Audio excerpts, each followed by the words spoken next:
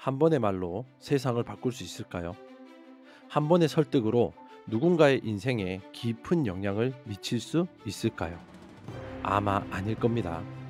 진정한 성공과 영향력은 단 한 번의 폭발적인 사건으로 만들어지는 것이 아니라 오랜 시간 쌓아 올린 관계와 신뢰 속에서 피어납니다.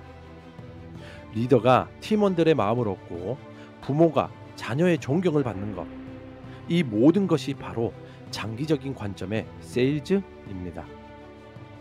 그것은 상대를 조종하는 기술이 아니라 시간의 힘을 이용해 신뢰를 숙성시키는 관계의 예술입니다.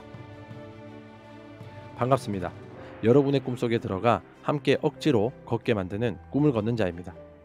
인생의 가장 높은 경지인 영향력을 기르는 과정이 바로 세일즈입니다. 지난 이틀간 우리는 그 위대한 여정의 첫걸음으로 고객의 마음의 밭을 진단하고 그곳에 가치라는 소중한 씨앗을 심었습니다. 이제 정원에 희망의 씨앗이 심어졌으니 모든 일이 끝난 것일까요? 씨앗을 심어놓고 무작정 기다리기만 하면 정말 탐스러운 열매가 저절로 열릴까요? 만약 고객과의 관계를 망치는 가장 큰 실수가 당신의 조급함 때문이라면 어떻게 하시겠습니까? 성공적인 수학의 열쇠가 무엇을 하느냐가 아니라 언제까지 기다리느냐에 달려 있다면 말입니다. 이 영상이 끝날 때쯤 당신은 더 이상 언제쯤 구매하실 건가요? 라고 물으며 관계를 망치는 초조한 장사꾼이 아닐 것입니다. 대신 시간의 힘을 이용해 신뢰를 숙성시키고 고객이 보내는 미세한 구매 신호를 정확히 포착하며 가장 자연스러운 순간에 성공을 수확하는 관계의 마스터가 될 것입니다.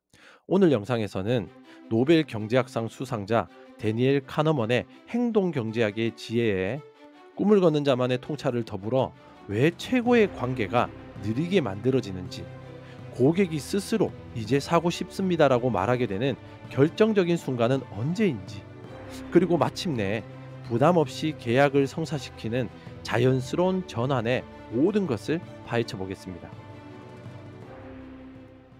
첫 번째는 시간이라는 햇볕, 관계를 숙성시키는 기술입니다.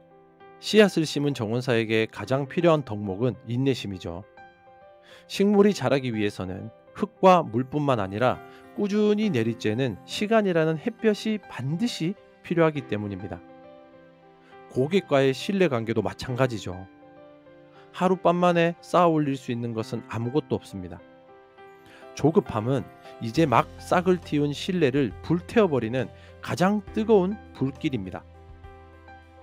사냥꾼은 씨앗을 심자마자 왜 열매가 열리지 않지라며 땅을 파헤치지만 정원사는 묵묵히 잡초를 뽑고 물을 주며 관계를 가꾸죠. 여기서 물을 주는 행위란 부담 없는 지속적인 관심을 의미하죠. 이것은 제 상품을 사실 건가요? 라는 압박이 아니라 지난번에 드린 자료가 도움이 되셨나요? 요즘은 어떻게 지내시나요? 와 같은 인간적인 안부입니다. 이 꾸준하고 부드러운 관심은 심리학에서 말하는 단순 노출 효과를 일으킵니다. 사람들은 자주 볼수록 익숙해질수록 그 대상에게 자연스러운 호감과 편안함을 느끼게 되죠. 당신의 꾸준한 등장은 고객의 마음속에서 당신을 낯선 판매자가 아닌 편안한 조력자로 각인시킵니다. 이 과정에서 우리는 행동 경제학의 대가 데니엘 카너먼이 제시한 피크 앤드 법칙을 기억해야 합니다. 사람들은 과거의 경험 전체를 기억하는 것이 아니라 가장 강렬했던 순간과 가장 마지막 순간의 감정만으로 전체 경험을 판단하는 경향이 있습니다. 당신과 고객의 모든 상호작용이 바로 이 경험입니다. 정원사는 모든 접촉의 마지막 순간을 항상 긍정적이고 부담이 없으며 도움을 주는 기분 좋은 느낌으로 마무리하죠. 언제든 도움이 필요하시면 편하게 연락주세요라는 따뜻한 한마디.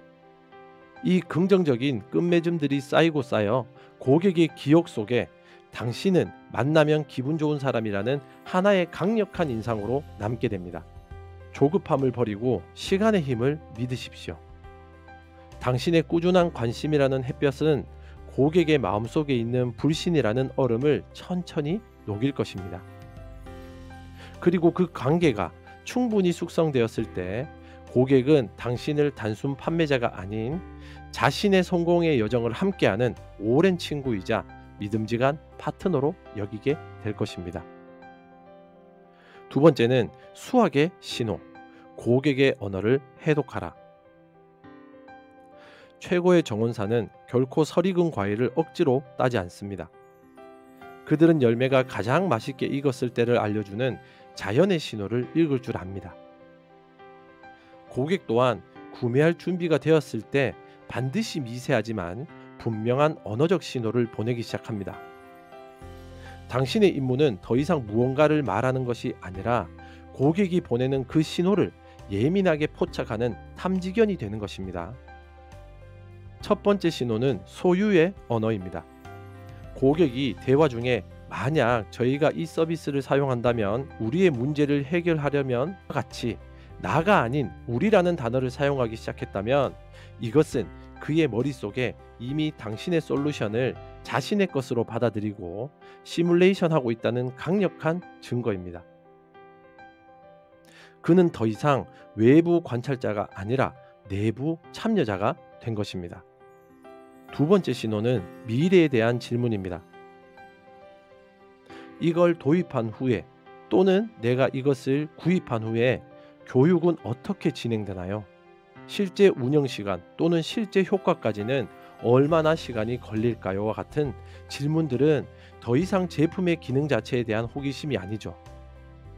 이것은 구매를 기정사실화하고 그 이후에 구체적인 실행 단계를 그림으로써 심리적 안정감을 얻으려는 행동입니다. 고객은 이미 마음속으로 결승선을 통과했고 이제 세레머니를 준비하고 있는 것과 같습니다. 세 번째이자 가장 결정적인 신호는 당신에게 의견을 구하는 것입니다. 팀장님이라면 A와 B 옵션 중에 어떤 것을 추천하시겠어요? 솔직하게 어떤 게 저희에게 더 나을 것 같으세요? 이 질문은 당신을 판매자가 아닌 신뢰할 수 있는 전문가이자 조언자로 완전히 인정했다는 선언입니다. 고객은 이제 당신에게 설득당하는 것을 두려워하는 것이 아니라 당신의 전문적인 판단에 의지하고 싶어 합니다. 관계의 주도권이 완벽하게 당신에게 넘어온 이 순간, 이것이 바로 자연스러운 수확을 위한 골든타임입니다. 이 신호들을 놓치고 계속해서 씨앗만 뿌리고 있다면 당신은 가장 잘 익은 열매를 눈앞에서 썩게 만드는 어리석은 농부가 될 뿐입니다. 세 번째는 자연스러운 전환, 팔지 않고 사게 하라. 고객의 구매 신호를 포착했다면 이제 마지막 단계인 수확으로 나아갈 시간입니다.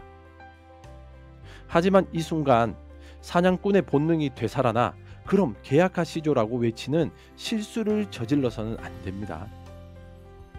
정원사의 수확은 강요가 아니라 고객이 기분 좋게 열매를 건네주도록 돕는 부드러운 안내입니다.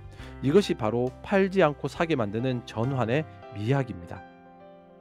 이 전환의 핵심 기술은 고객에게 yes or no의 부담스러운 선택을 강요하는 것이 아니라 A or B의 즐거운 선택지를 제공하는 것입니다. 노벨상 수상자인 리처드 탈러 교수가 말한 선택 설계의 원리를 활용하는 것입니다. 예를 들면 고객이 A와 B 옵션 중 어떤 게 좋을까요? 라고 물었을 때 네, A로 하시죠 라고 답하는 대신 정원사는 이렇게 말합니다. 좋은 질문입니다.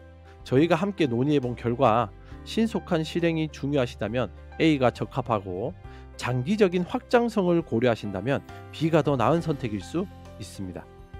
어떤 길로 나아가는 것이 팀장님의 비전을 실현하는 데 더 도움이 될까요? 이런 형태의 질문은 고객을 압박하는 대신 스스로 자신의 미래를 선택하는 주체자로 만들어줍니다. 또한 우리는 심리학의 문간에 발들여놓기 기법을 활용할 수 있죠. 큰 부탁을 하기 전에 상대방이 쉽게 동의할 수 있는 작은 부탁을 먼저 하는 것입니다. 계약이라는 거대한 문턱을 보여주는 대신에 아주 작은 다음 단계의 문을 열어주는 것입니다. 그렇다면 다음 단계로 오늘 논의된 내용을 바탕으로 팀장님만을 위한 구체적인 실행 계획안을 제가 한번 만들어 볼까요? 그걸 보시고 판단하셔도 늦지 않습니다.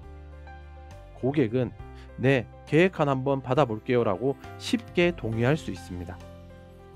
그리고 그 작은 동의가 최종적인 큰 동의로 이어지는 가장 확실한 다리가 되어줄 것입니다. 기억하십시오. 최고의 클로징은 클로징 멘트가 없는 것입니다.